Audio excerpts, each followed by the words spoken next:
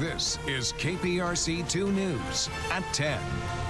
Right now at 10, tragedy in Uvalde. He shot and killed horrifically, incomprehensibly. A mass shooting inside an elementary school. Second, third, fourth graders. The lives of children and teachers taken by a gunman. Well, we'll need your prayers to get us through this. Today's massacre once again fueling the debate over gun control. Nowhere else do little kids go to school thinking that they might be shot that day. You see Democrats and a lot of folks in the media whose immediate solution is to try to restrict the constitutional rights of law-abiding citizens. All while families grieve after yet another mass shooting in a Texas school. I can't imagine what it would mean to send your child off to school in the morning and then not have them return. Heavy hearts across the country tonight following an act of evil at an elementary school. The death toll continues to climb after a gunman went on a rampage in Uvalde. We know 19 children and 2 adults have been killed in today's mass shooting. The gunman has been identified as 18-year-old Salvador Ramos. He was killed by police. The shooting happened about 80 miles west of San Antonio in a town with a population of less than 20,000. And we have sent our crews to the scene of this tragedy as grieving families now search for answers. We begin with anchor Daniela Guzman leading our coverage from Uvalde tonight. Daniela. Christine, Lauren, it took us about 4.5 hours to get to Uvalde from Houston, and I got to tell you, the entire time my heart was in knots, just thinking about all of the unthinkable pain these family members, these parents, this community is going through tonight. We're just outside of Robb Elementary here in Uvalde, where you can see there's still a very active scene just outside of this school. This community has been changed forever. They're left wondering why, how could this happen again, and now what? Panicked parents run towards Robb Elementary School in Uvalde. Beautiful, innocent, second, third, fourth graders. And how many scores of little children who witnessed what happened see their friends die as if they're on a battlefield, for God's sake. A horrific, deadly shooting inside the only elementary school in this small town, activating heavily armed police officers to move in to save as many lives as possible and to find the shooter. Parents who will never see their child again, never have them jump in bed and cuddle with them.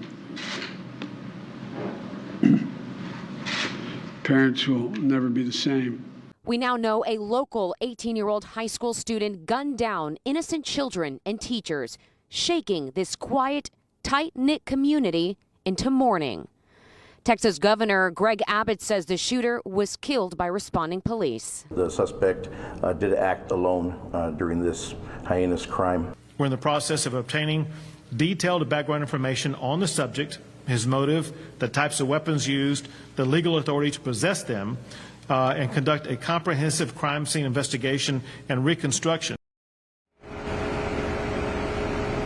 As I mentioned, this is a small town, and as in small towns, this community, it's a type of community where everyone knows each other. So as you can imagine, we're quickly learning about these loved ones who were killed. We want to continue our team coverage tonight with Rilwan Balogan. He's outside of the Uvalde Civic Center. We drove by there, and that is where family members are still there waiting to hear about their loved ones and get more information. Rilwan?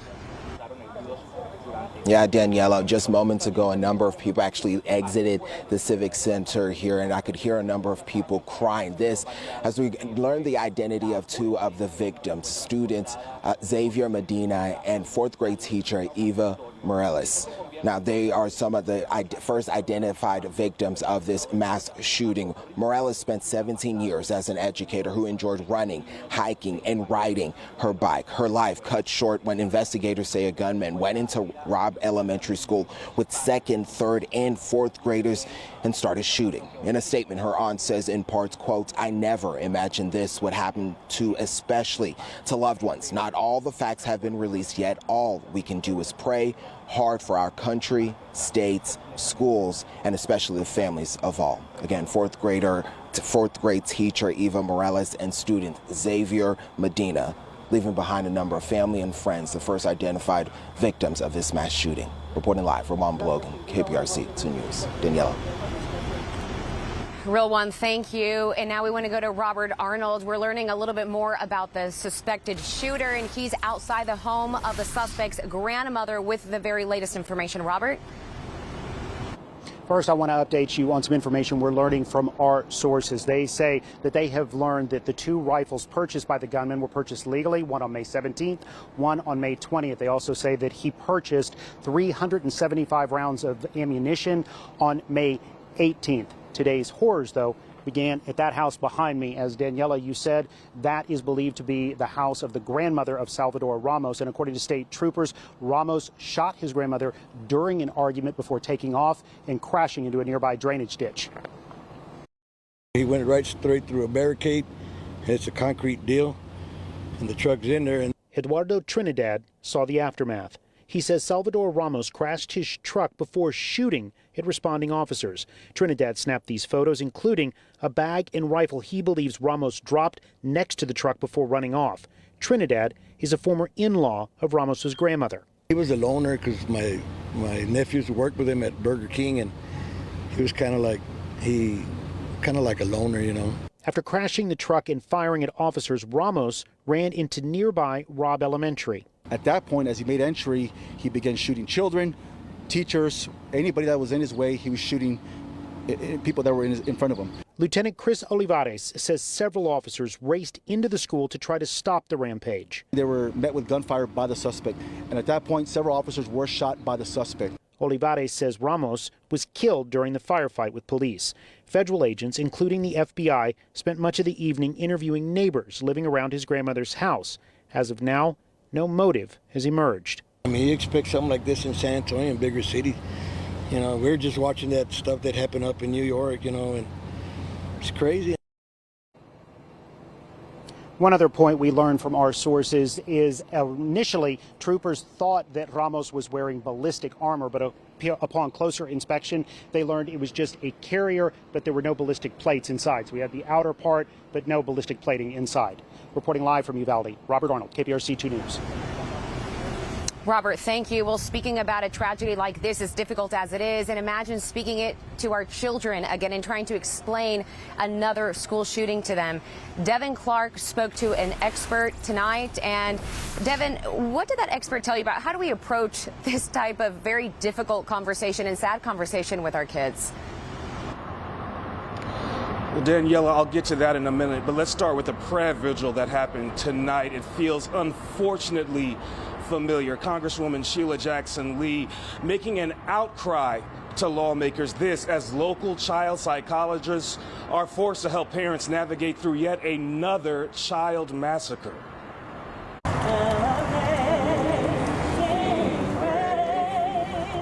While hope persists, so do the growing numbers of deadly school shootings. Virginia Tech, 32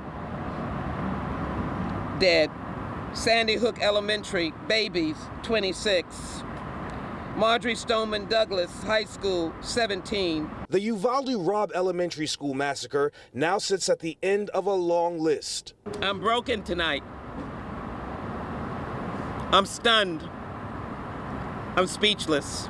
It was the focal point of a prayer vigil Congresswoman Sheila Jackson Lee held outside of the federal building in downtown Houston as an outcry for gun safety legislation.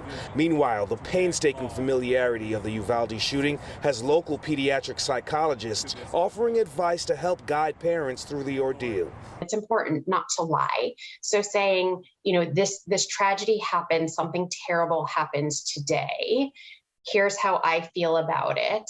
How do you feel about it? But really limiting the exposure that they see on television. Clinic chief at the Texas Children's Hospital Psychology Service, Dr. Marnie Axelrod, says with young children especially, it's also important for parents and guardians to limit their emotional responses so the kids don't absorb more grief. While with young children, we might say a terrible thing happened, children at school got hurt today.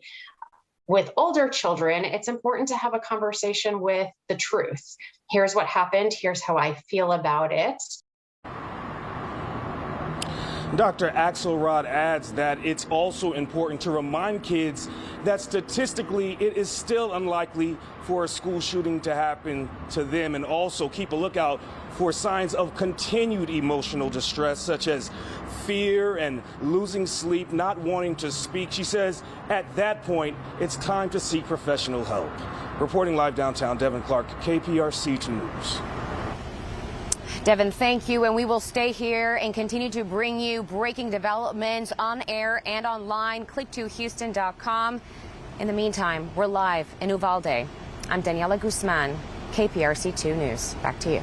All right, Daniela, we certainly know the pain is palpable there, and our hearts are with everyone in Uvalde. Thank you. And be sure to stay with KPRC2 for complete coverage on the Uvalde School Massacre. Our live team coverage does continue tomorrow morning on KPRC2 News Today. You can also find the very latest on our website, click2Houston.com.